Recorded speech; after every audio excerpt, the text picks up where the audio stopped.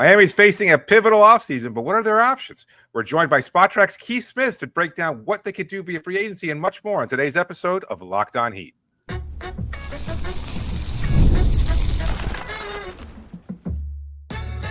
You are Locked On Heat, your daily Miami Heat podcast, part of the Locked On Podcast Network, your team every day.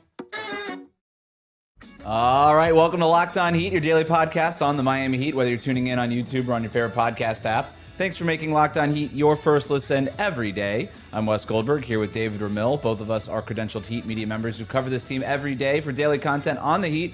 Click that subscribe button on YouTube. Make sure you are following us on your podcast app. Today's episode is brought to you by Game Time. Download the Game Time app, create an account. Use the code LOCKEDONNBA for $20 off your first purchase. Really excited for today's show. We are here with Keith Smith of SpotTrack to talk about the Heat's offseason. We're going to take a look at what they could do on the trade market, what they could do in free agency. We'll take a look at how they can handle extensions for Tyler Herro, Nikola Jovic. But first, Keith, we know that the Heat are always trying to get involved in trades for big names. We had you on last offseason, and you explained why it was going to be so tough for Miami to do anything, to make any real major changes to the roster. And you were right. You were exactly right. I remember talking with for David a while after, at least. True, until the trade deadline. Very fair.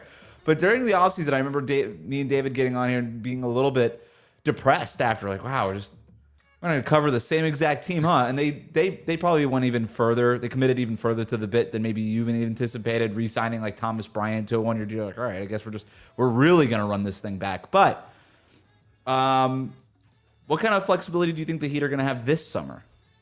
A little bit more, which is hopefully good news for Heat fans. They're not going to be a cap space team. They're not going to be a team that's going to be out there, spending $100 million contracts on free agents. One, there's not anybody worth that anyway.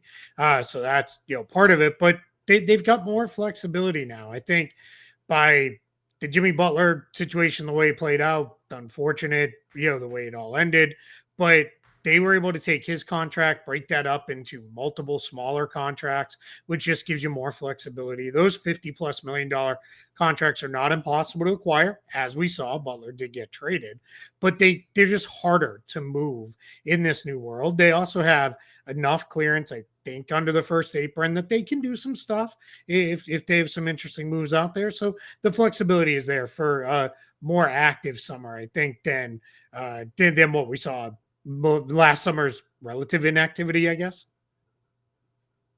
Alec Burks didn't move the needle for you? Not really, no.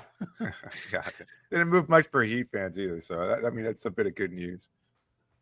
I have a question about the Duncan Robinson contract, because this is, I think, a big thing that we're talking about here on this show, and I haven't really heard it talked about a lot, where his contract is 50% guaranteed up until basically the end of the month here. It is so $20 million, let's call it $10 million of it is guaranteed. It's not exactly that, but those are the rounder figures. What kind of optionality does that give Miami in terms of, like you mentioned, there's not a lot of teams with cap space, not a lot of salary dumping ground here, and there's going to be a lot of teams looking to clear some money, and that Duncan Robinson contract could be helpful for Miami and for a team that receives it looking to clear some money. Yeah, without a doubt. So trading him, so let's assume he's picking up the early termination or not exercising the early termination option. And people ask, like, isn't it a player option? For all purposes, it's basically the same thing. There's very specific reasons it matters, but nothing to anybody that really cares.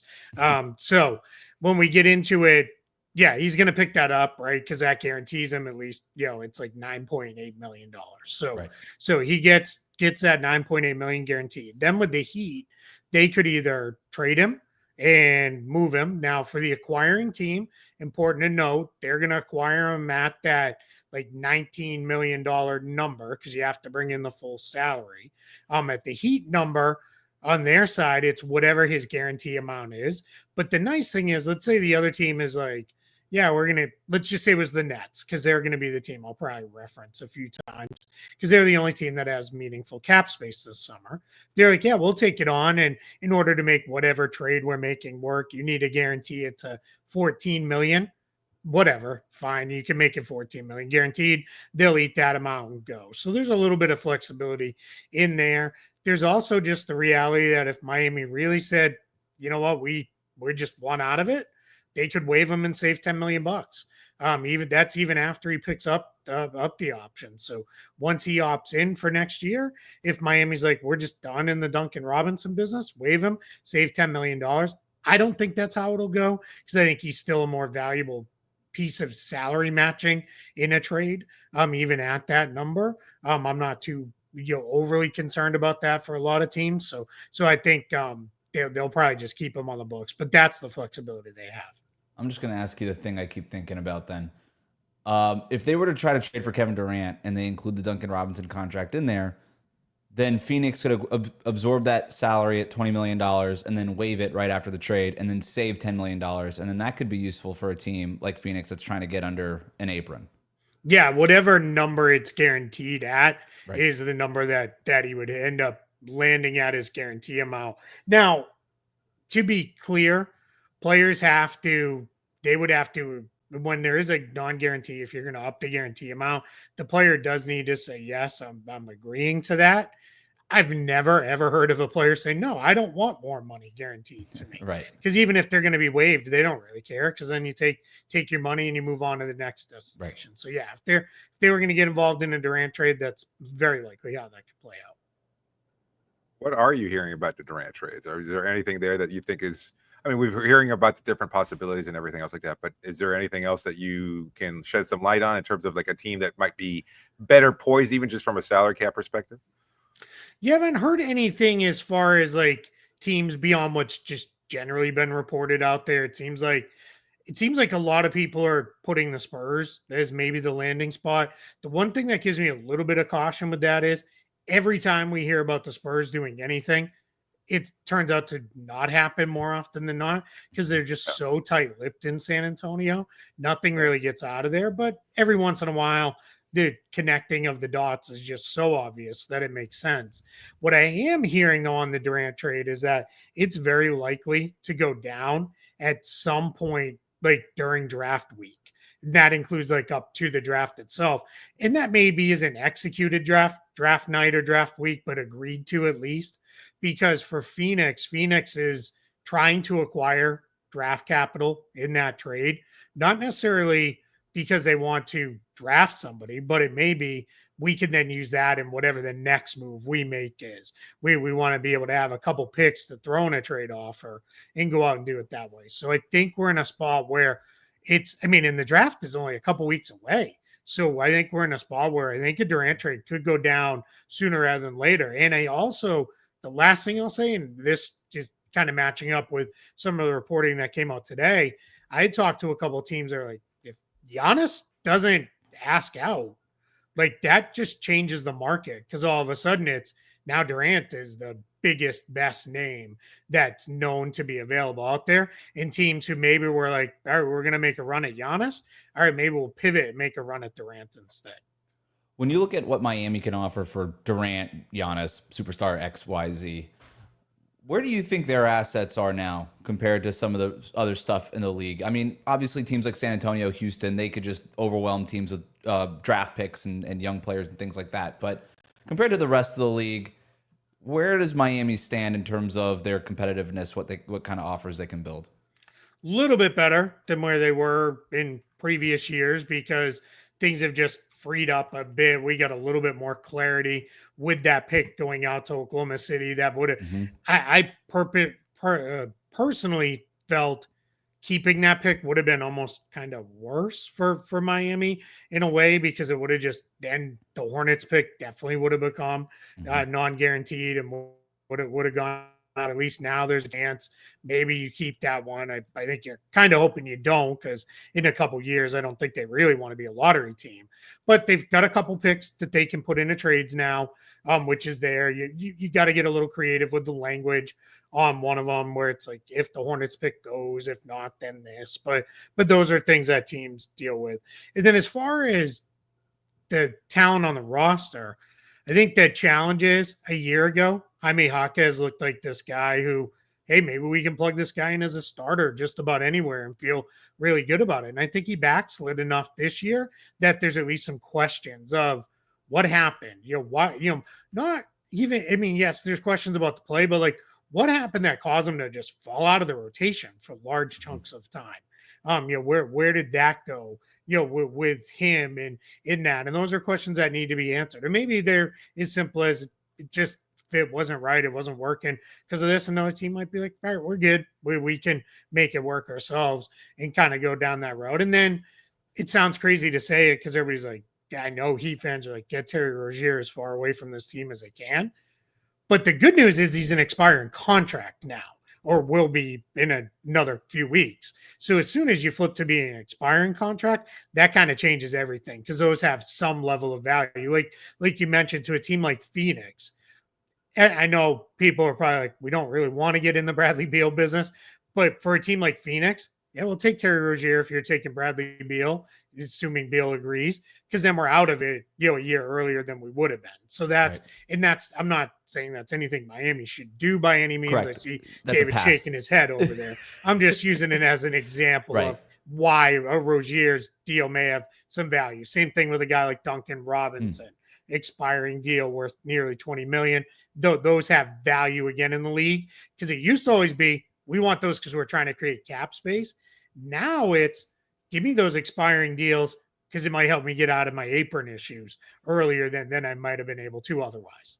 So if you're a team, or if you're a Heat fan looking on the spot track trade machine, trying to figure out where can we send Rozier, the first thing you should be looking at are, what are the teams that need to get out of the apron next summer, and then start lining up their longer term salaries and see how that math works. But we have so much more to ask Keith here, including what the Heat can do in free agency. What kind of players can they sign? A bunch more stuff to get to here coming up next here on Locked On Heat.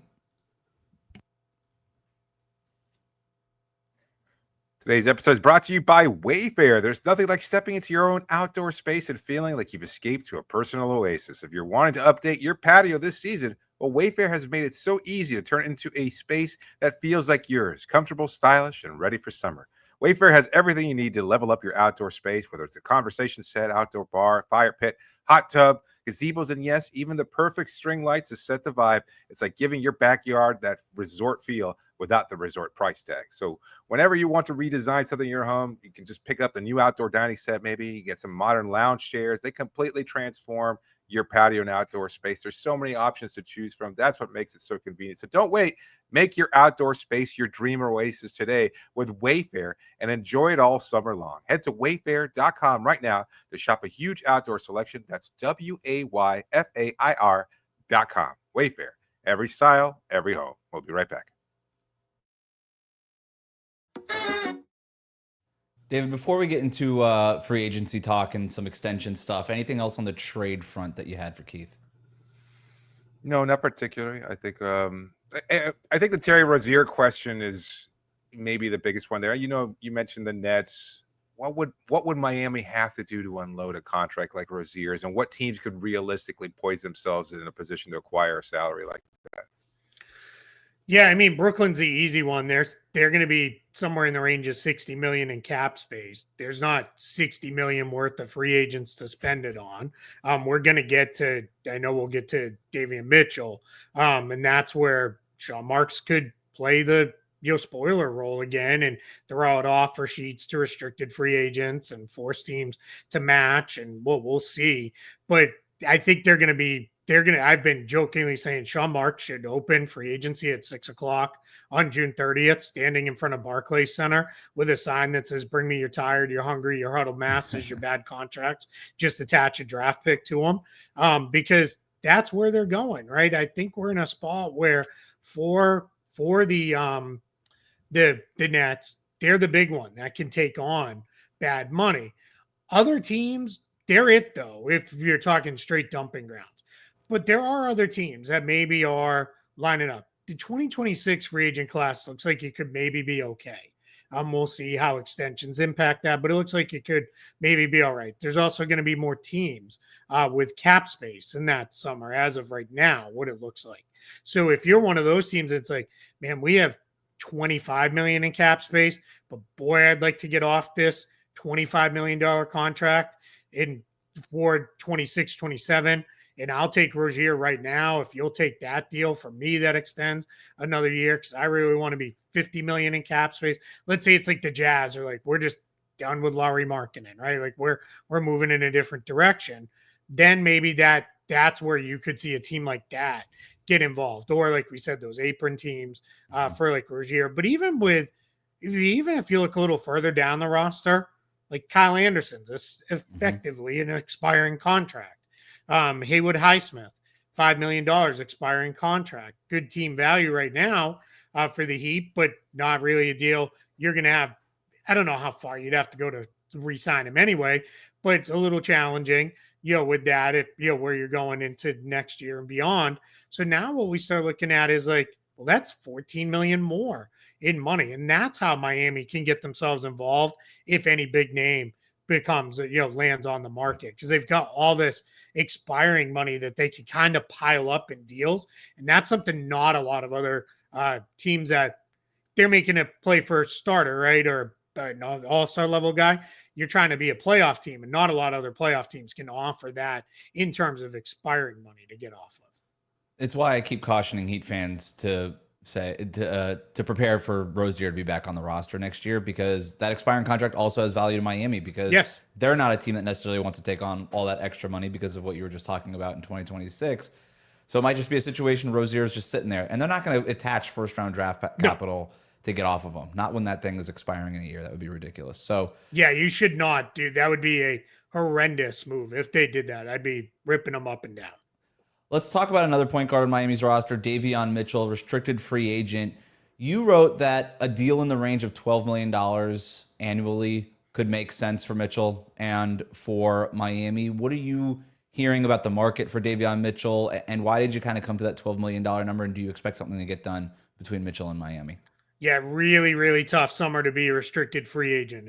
You're kind of looking at Brooklyn, and that's it, right? Because you need the offer sheet from them. Now, like I mentioned before, Sean Marks did it to the Heat with Tyler Johnson. Maybe he's like, you know what? If I can go to 15, 16, 18 million for Davion Mitchell, and the Heat are like, man, we really can't lose him. We like him. That's a little bit of an overpay, but we got to go there. Well, that takes $6 million more off the market next time Miami has cap space. So that's where Sean Marks could jump in there and start throwing around these offer sheets again. Now, the funny thing is, I always say, and then a year later, he trades for the guys anyway, because that's what he did with Crabbe and Johnson. And ultimately, I think even Otto Porter Jr. might have filtered through there at some point. I don't remember fully, but that's the one team you have to watch out for. People keep saying Detroit can create like 17 million in cap space.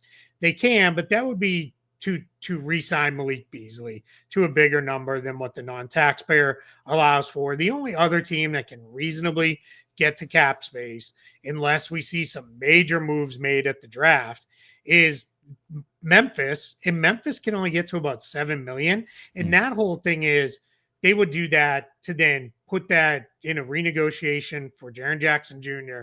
to bump his number up to be able to extend him. So we're really in a spot where there's just not a lot of teams that I think are going to mess with Miami with Mitchell. So now if you're the Heat, now we kind of have control, right? Because why are we going to give you anything more than the mid-level exception? And I think with Mitchell, as well as he played for Miami, we have seen the offense still just kind of comes and goes. The defense is good, but I don't know that it's the otherworldly defense that we thought it might be when he came into the league. It's still very good. So that all has value, but you have to be smart, right? If you have to go up to the $14 million amount that the MLE allows, it's not going to kill you. It's $2 million, whatever. But I would if you can get him at 12 million annual value, that to me, it really locks in at the very least a very good bench guard that you can kind of play in a lot of different lineup combinations just because of his ability to defend. David, do you have anything? No, sorry. No worries. In terms of other free agents that they can sign players to the veteran minimum, mid-level exception rather. That's really what they have in terms of being able to sign unrestricted free agents. They also have some trade exceptions. Can you explain a little bit what's going on with that and what kind of optionality they may or may not have? Yeah, so pretty big trade exception for Jimmy Butler, about 16 million or so there. That's helpful. Now, here's the important thing, because this always comes up, where somebody will be like, well, put that with Rozier's contract and go get a $40 million player. You can't combine it with outgoing salary. You can't combine it with other trade exceptions. It has to be used as its own thing. So now as we get into that trade exception, here's the challenge, though.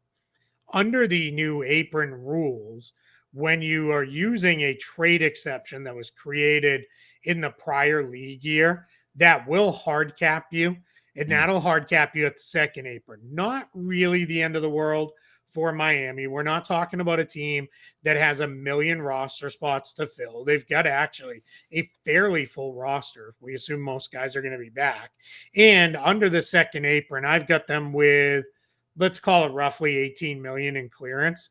So you could use some or all of that exception and figure it out on a way to kind of fit somebody in there. And where that has value is, I'm not saying Miami would do this because they've already kind of got the original prototype version of the shooter with size in Duncan Robinson. But like Boston, we're pretty certain is looking to get off Sam Hauser's contract because a really good bench shooter for a team that's not going to be a contender is like having a really great closer on a bad baseball team. It's just a luxury. You don't need it. So for the Celtics, Sam Hauser's $10 million, that fits inside any number of trade exceptions as well as the mid-level exception. So if you're Miami, you could even go a little higher than that, right? You could go to a $15 million player, bring them into that exception and move forward. And it could also be used to just, man, for the other side to make a deal work, we have to, like, let's say it's a Suns deal. And it's like, we're so close, but we got to get off Royce O'Neal's contract too. You could just use it because you could bring Royce O'Neal in via that exception and just keep things moving that way. That's another way you can kind of offer that up as a way to make other deals happen. So it's a pretty good tool, I guess, to have. The one caution, it does hard cap you at the second apron. And then I should say in free agency, if they use the full mid-level amount, that's 14 million. That would hard cap them at the first apron. They're only about 6 million or so under that first apron. So they'd have to do a little bit of finagling to be able to fit in a full mid-level signing, but they could probably get there if they need to. And with that Jimmy Butler trade exception, that expires a year after it's created, right? So they essentially have until the trade deadline to use it. Yep. So you've got quite a while to go. You've really got, I like to think of it as transaction cycles. You have the offseason cycle, then you have the trade deadline cycle to use that. Well, we got some extensions that we need to talk about. Tyler Herro eligible for a big extension. Keith, you recently wrote that you don't expect him to sign one this summer. We'll ask him why after this. Today's episode is brought to you by Game Time. There's nothing like the NBA playoffs, the intensity, the buzzer beaters, the fans losing their minds. It's the kind of atmosphere that you've got to experience live. And this year's matchups are already delivering. The finals has been a great one so far, and it's only going to continue to get better. If you want in, Game Time makes it fast and easy to get seats, even for the biggest playoff games. Prices on the app actually drop closer to tip-off. And with killer last-minute deals, panoramic seat views, and no surprise freeze, Game Time is a total game changer. I was just on the app looking at a concert that's coming up soon, and I wanted to see, what they might be offering. Well, guess what? They've got zone deals that are now offering up to 60% off in certain sections. I love that you can see the exact view of any seat that you're going to get in any venue maybe you're not familiar with. The app makes it so ridiculously simple. Just 2 taps and you're done. And with a game time guarantee, you know that you're getting the best deal. If you find a better price in the same row and section, they'll credit you 110% of the difference.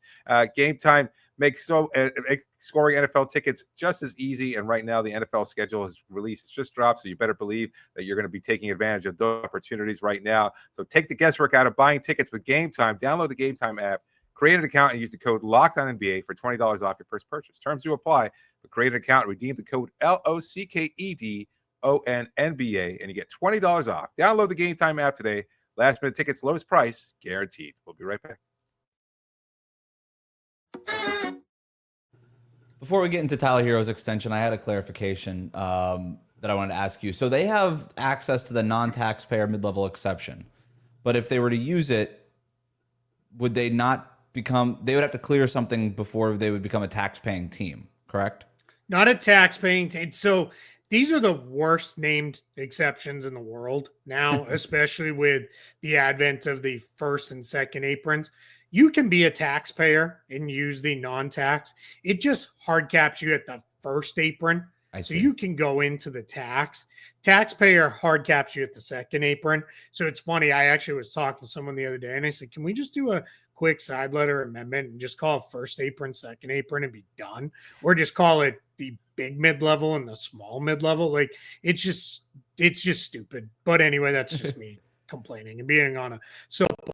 So yeah, so Miami is, by my projection right now, they are about 6 million under the first apron. So they'd need to clear 8 million in order to use that full non-taxpayer amount of 14 million. Otherwise, they wouldn't be able to use it. But 8 million of it or so, they could use that, right out of the gate. Oh, I see. Okay. That makes more sense. All right. And then in terms of the extension part of this, Tyler Herro eligible to sign a 3-year, let's call it $150 million. It's a hair under that extension starting October 1st. What do you think happens there? Yeah, I don't know that he's going to extend right now. I don't know that that's the best move for Miami or for Tyler Herro. Because he has 2 years left, there's not a lot of urgency. And when I say 2 years left, I want to clarify. I'm already living in 25, 26 as the league year when we talk all this stuff because nothing's happening contractually this year. So he's got 2 years left on his deal. So one that takes a little bit of pressure off, right? And there's no option on that second year. So you're in a spot where, okay, we don't need to do it today. We can see how next year goes. For Tyler Herro, there's a world where Tyler Herro is an all-NBA guy next season. If the Heat are good enough, he plays well enough, and if we're being completely fair, a handful of guys miss out because they don't play enough games, all of a sudden Tyler Herro sneaks in a third-team all-NBA, and then he's eligible to sign up to the Supermax. That doesn't mean he has to get all the way up to the Supermax, but that's how he gets eligible to do that. Let's say he says, I'm going to roll it over even one more year. He could roll it over one more year and be eligible to sign the Supermax as a contract versus an extension. That's kind of where Jaylen Brown was a few years back with the Celtics, where it was, all right, if he makes it now, you can give it to him. If he doesn't, he gets one more shot at making it. So he's kind of got a 2-year window here to play himself into it. And I think if you're the Heat, all right, if he plays himself into Supermax or even in that range, let's go, right? Like that means he was really good. And we were probably pretty good. So then we can have that conversation. If he doesn't, everything's still the same next summer. Mm-hmm. And you can add on a 4th year because you could go up to 5 total years on the contract with the year left plus the 4 years of an extension. So I think for him and the Heat, it doesn't make a lot of sense to lock in right now unless there was a real concern of he's going to become a problem or anything like that. And I don't think you guys would know better than me, but I don't think there's any concern of anything like that happening with him. No, and based on what Pat Riley and even Tyler Herro were saying in their exit interviews, it sounds like there's already been sort of a wink-wink agreement of, we don't need to do this next summer or this summer. Let's just wait until next summer. Part of me does wonder if they do make some sort of big trade for a superstar player and they say, now we've got, let's say it's Kevin Durant, and they say, we feel really good about Durant Bam and Herro as our big three kind of going forward, do you then at least approach Tyler Herro about some kind of extension? And do you go up to that big number of $50 million a year, understanding that you've got Bam with that big extension coming in soon, and then the big Durant money that you're probably going to have to sign him to, since he'll be a free agent in 2026. I just wonder what Herro would say if they came in something under the full, basically $50 million annual average value of that max contract extension. Say they offered him something like $40 million a year. He could just be like, "Nah, I'm good." Or maybe he takes the long-term security. That's just the part I'm curious about. But I think there's one other thing too to consider with him is there's a world where they say, "Hey, we're going to do this number," and they all agree to it, but it becomes only a 3-year extension. Whether that's right now or even next year, where it is. Then what that does is, if you give him a player option on that last year, he can opt out and become a free agent, where then he's a free agent when he's at the 10 years of service amount. And that opens up all the way up to the 35% of the cap max if he was to play himself into that level. That's what we saw Donovan Mitchell do in his extension with the Cavs, where he basically said, "All right, you can no longer give me the super max because of when I was traded. So here's how I'm going to kind of get myself there as early as I can." That's also, for what it's worth, the exact path I think Luka Doncic takes with the Lakers, where he does a shorter extension that allows him to get back on the market when he's got 10 years of service and can get the 35%. With a guy like Herro, clearly Mitchell and Doncic are at their 35% of the cap max guys. I think Herro is a little less likely to be there, but at least it would give him the ability to, hey, even if it's a little bit more, let's say we do see multiple years of 10% cap growth, 4 or 5 years out, that may outpace what his current contract is on, or even a new extension. Then he's able to do that. But I think this is a bigger conversation to have a year from now.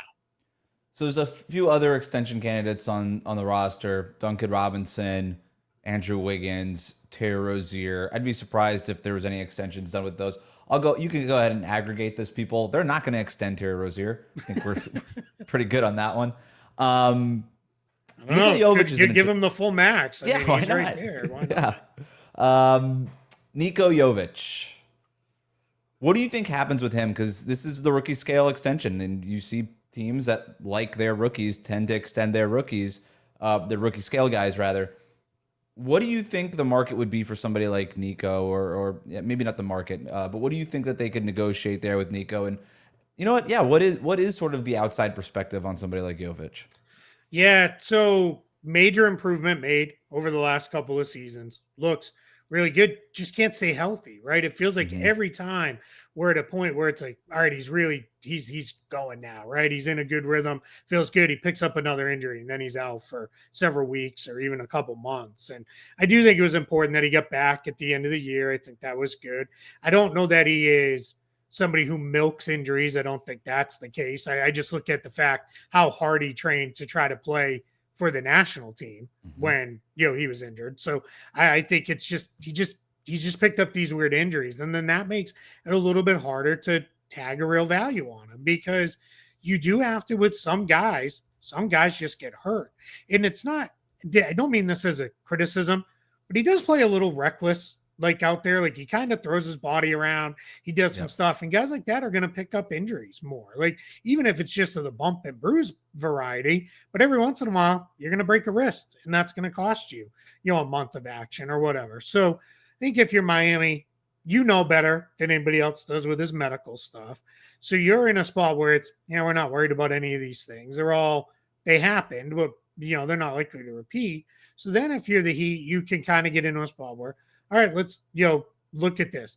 I would not go higher than next year's mid-level amount, meaning not the upcoming season, which is like 14 million, but 15.5. I would not do a starting salary higher than that, because I just don't know that unless he has a massive breakout season, that anyone's going to come in with an offer bigger than that. But I would try to start a little lower, kind of like Mitchell, but even we have less of a book on Jovic. I would say let's try to do 10 million starting let's go 40 million, total over 4 years. That's kind of the compromise of we'll let you get back on the market 4 years in versus 5, which is what a lot of teams do. But we're only going to give you 10 million. That kind of protects Miami where, man, this didn't quite go the way we hoped it would. That's not going to kill us. It's not the end of the world. The other option would be kind of do what Robinson did, which is we'll go a little bit bigger, but then that last year's only going to be partially guaranteed. That gives them a little bit of team control on that side. But we have seen guys like Corey Kispert sign a pretty good value extension in a similar type place where good player, but not a surefire star kind of guy. Because I think what teams are seeing the value in is at the very least, locking these guys up, they become a nice piece of salary matching in a trade if we need to do something down the line. But I tend to be a little more conservative if it's not a no-brainer max. Then I want it to be a little more team friendly. And from the player side, I have no problem at all. If he's like, that's not enough, I'm going to go out there and show you. And then if you're Miami, like, okay, well, we'll still have restricted free agency and we'll still control the process again next summer. Keith Smith does terrific work. You can find his stuff over at Spot Track, the front office show, it's podcast, YouTube channel. Thanks so much for jumping on, man. This was great. Thanks so much for having me. I really appreciate it. Thank you for making Locked On Heat your first listen every day.